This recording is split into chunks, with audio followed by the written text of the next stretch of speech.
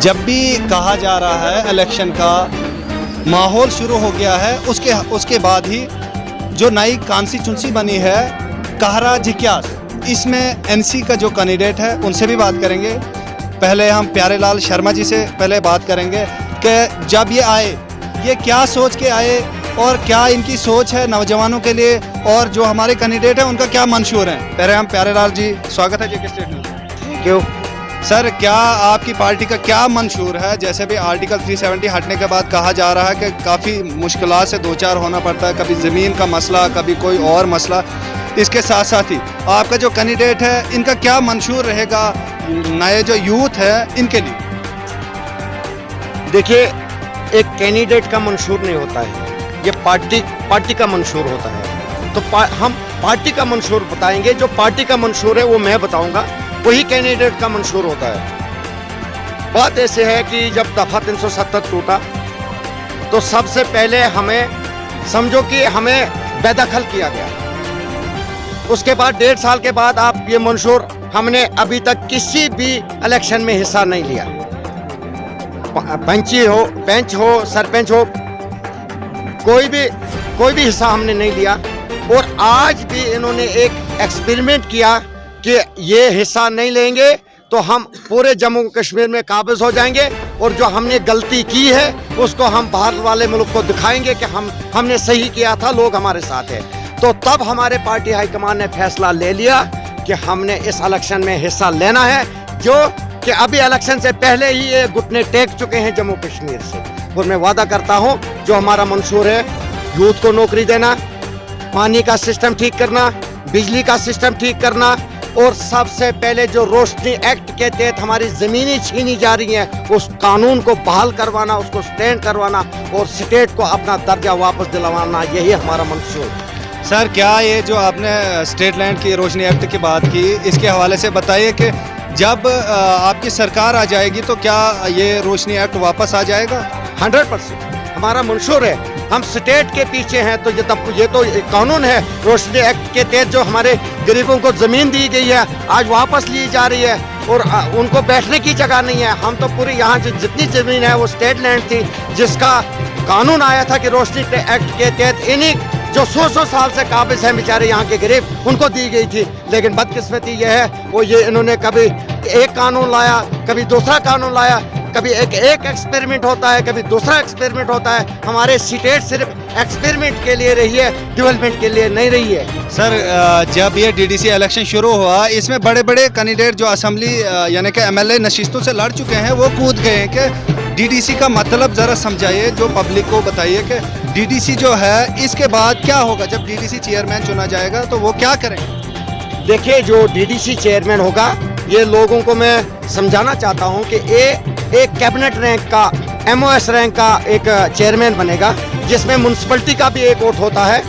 तो ये जितने भी जो कैबिनेट मंत्री को पावर थे, जो सेक्रेटरीट में, जैसे सेक्रेटरीट से पैसा आता था, डीसी साहब को आता था, तो वो अपने थ्रू उसको इस्तेमाल करता था। लेकिन यहाँ पावर लोगों के हाथ में आएंगे, लोग इससे, लोगों के चुने हुए नुमाइंदे इसको इस्तेमाल करेंगे, और वो सही तरीके से इस्तेमाल होगा। इसी के लिए हमने इस इलेक्शन में हिस्सा लिया। सर, जेके स्टेट न्यूज़ के माध्यम से पब्लिक तक क्या संदेश पहुंचाना चाहते हैं आप, जो कैंडिडेट हैं आपके, उनके हवाले से? मैं पब्लिक से हाथ जोड़ के रिक्वेस्ट करना चाहता हूं, आज बगैर मजहब मिलत हमारा जो नेशनल कॉन्फ्रेंस का कैंडिडेट, जिसका चुनाव निशान हल है, और उसको बटन दबा के नेशनल कॉन्फ्रेंस के कैंडिडेट को कामयाब करके मेरे फारूक साहब के गुफ्कार कमेटी के हाथ मजबूत करने। क्या गुफ्कार की जो बात की सर आपने, गुफ्कार में सभी जगह देखा जा रहा है कि गुफ्कार जो अलायंस हुआ है, सभी जगहों पे कैंडिडेट खड़े कर दिए हैं। हमारी जो कॉन्स्टिट्यूंसियां हैं, इनके हवाले से क्या बताएंगे, यहाँ पे क्या रहा? देखिए,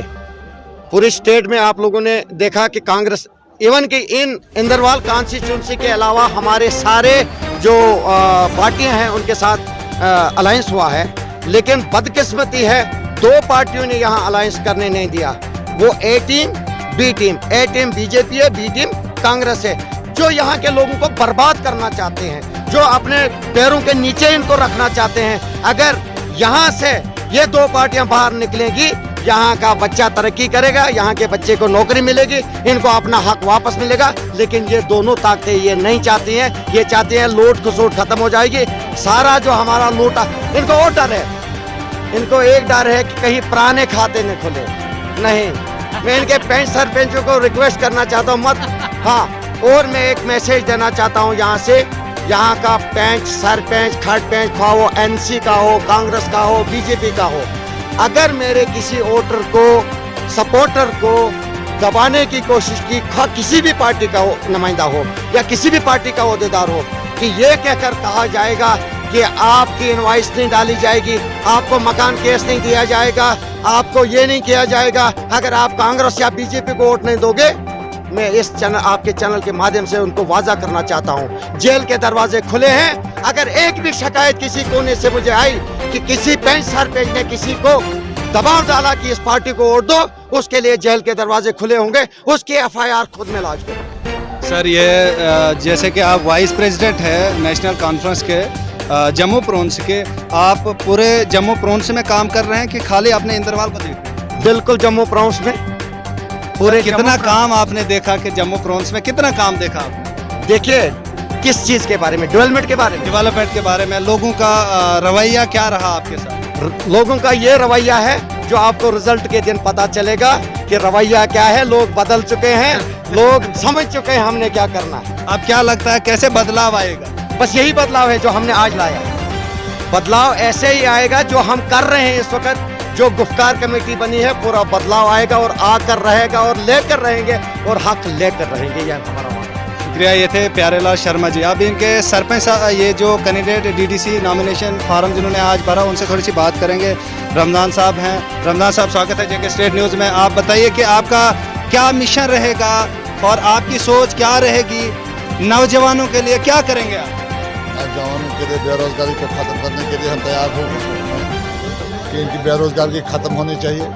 मैं अपने सरकार से यही अपने पार्टी के लेवल से इनकी बेरोजगारी को ख़त्म करना चाहता हूँ। बाकी मैं इन लोगों के जो ये इनके जो आज तक घोटाले हैं, बेचारे जो इनके आज तक हक नहीं मिलते हैं, लिहाजा वो इनको हक दिलाना चाहता।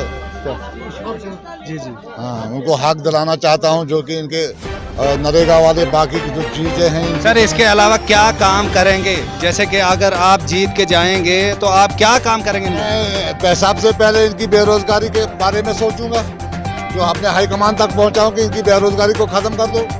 दूसरी, मैं इनकी खिदमत करने के लिए तैयार हूँ, किसी भी किस्म की। किस किस्म की खिदमत करेंगे? पब्लिक, नौजवानों की खिदमत करूँगा, बाकी इन लोगों की। आप क्या सोच रहे हैं? आप पब्लिक के लिए क्या संदेश देना चाहते हैं? मैं ये सोच रहा हूँ कि इनके काम होने चाहिए, इनके जो बेरोजगारी है वो ख़त्म होनी चाहिए, इनके जो इनको हक नहीं मिलता वो हक दिलाने के लिए मैं खड़ा हुआ हूँ।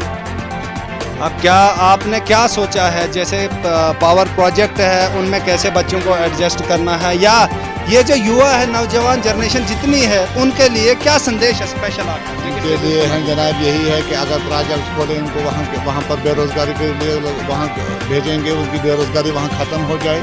बाकी मुलाजमत तो इनका नामो निशानी नहीं है, तो लेकिन जहाँ इनको काम भी होना चाहिए, इनके प्रोजेक्ट खुलने चाहिए, वहाँ इनकी बेरोजगारी ख़त्म हो जाएगी और